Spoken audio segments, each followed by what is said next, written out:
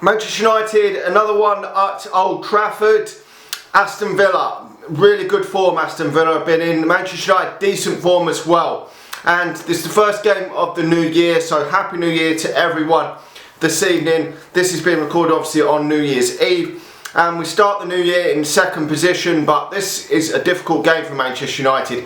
They stayed up by the skin of their teeth last season, Aston Villa, and now they've been transformed this season and are playing well. They got a draw against Chelsea last time out away from home. They've already won at the Emirates this season. They've already beaten Liverpool this season 7-2, so they're in good form. They're playing well. They've got some good players up there, and the manager's done pretty decent to get them up there. But as quick as you can be up near the top, as quick as you can be down a couple of bad results, and you could be looking down 8th, 9th position. So it is close up there, it is tight, and we will have to see what happens. But at this moment in time, both teams are playing quite well, and it could be for an entertaining game. Both teams can score goals.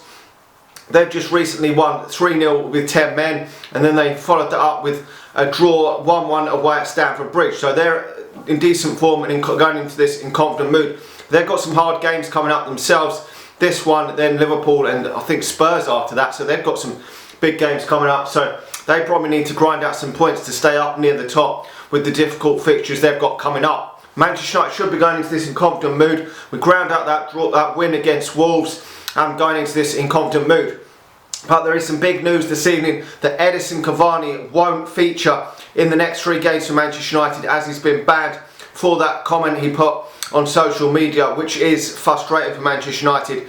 We at this moment in time are lucky we don't have too many injured players, but this could come back to bite us in the arse. It could, if we get a couple of injuries in the next few fixtures. We will have to wait and see, but it is a massive blow to Manchester United. We've got less options then on the substitutes bench as well. He probably wouldn't have started this game. Probably Martial would have started in his place, but we will have to wait and see. But back four, De Gea will be in goal.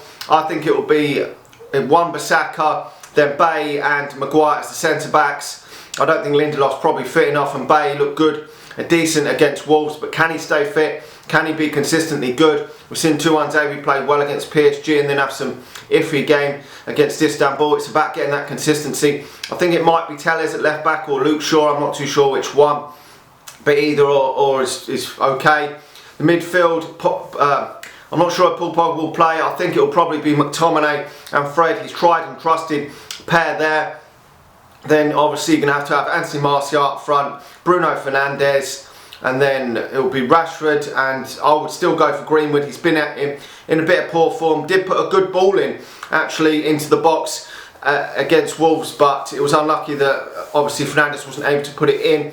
But he needs to really be getting more in around the 6-yard, 18-yard box, getting shots away there, because that's where he's most deadly. Providing goals isn't really the best option for Manchester United. For Greenwood needs to be getting further into the box, getting chances. Maybe needs to be playing more central at times. Maybe we can see that against Watford in the FA Cup coming up. Maybe he can play central, because I would rotate and rest maybe 1 or 2 players in that game, and maybe that could be his chance to play in that number 9 position, maybe on his own, maybe not in a front 2 sort of 4-4-2 diamond, maybe on his own. Maybe that could be the way, but it is a job to play up front on your own. But that's sort of the similar team that I think he will probably go for. Maybe make a couple of changes there, but we've got some games coming up in the next week, Man City and Wolves, that I expect that, Man City and Watford, sorry, I expect changes obviously for the Watford game, a lot of changes for that, so we will have to wait and see. But Aston Villa, as I say, are in good form. Obviously main man Jack Grealish got 6 goals and 6 assists this season, which is phenomenal for a player that's playing for Villa. Been their main man, main go-to guy. Was reported around £80 million for the England international last season, and I actually always thought that he would be the better option if Manchester United were to go for someone over Maddison at Leicester City, and it has actually proved to be the way. More so of the last 6 to 8 months, he's really improved. I know Maddison's had some injury problems in that at Leicester, but he would seem to be the one that I preferred out the two when there were reports of going for either of them. But I don't think Manchester United probably will go for him now, because we've got a lot of players that can play in similar positions. Van der Beek, Bruno Fernandes, Paul Pogba all play in and around the team in them positions. We've also got other attacking options. I mean, they'd like to play him further forward, maybe in a number 10 or out wide, Aston Villa, but he's played maybe in a midfield sort of 3 or whatever for England. So it would remain to be seen where Manchester United would play him if we did bring him into the club. But I mean, if we're playing him in a more advanced position, you do have obviously a lot more attacking options at Manchester United, and with that Atalanta Traore guy coming in to Manchester United, it will make competition probably more fierce, and certain players are going to have to sit on the bench if he did come to Manchester United. And you do want competition for places, but you don't want too many players in your squad because it does disrupt the team and players do get unhappy. But he is their main 2 guy. Ollie Watkins up front has got a decent amount of goals for them as well. They've got Traore, probably will play on the right. He could be a handful for Manchester United. And they're doing decent. They've got a decent goalkeeper this season in goal, who's kept a lot of clean sheets for them. So they are a threat, and I think Manchester United are going to have their work cut out to contain this Aston Villa side. But I think we could probably maybe get out of the defence, and I'm hoping that Manchester United can outscore this team. We haven't kept too many clean sheets this season. We were lucky we got a clean sheet against Wolves last time out. That was a tight game. I'm hopeful Manchester United can win this game. I'm going to go for Manchester United winning this game 3-2. I think there's going to be goals in this game, I do. Manchester United at home, we've got to keep up our home form, better in our home form. We've got better lately at home. We've got to keep that up, improve that.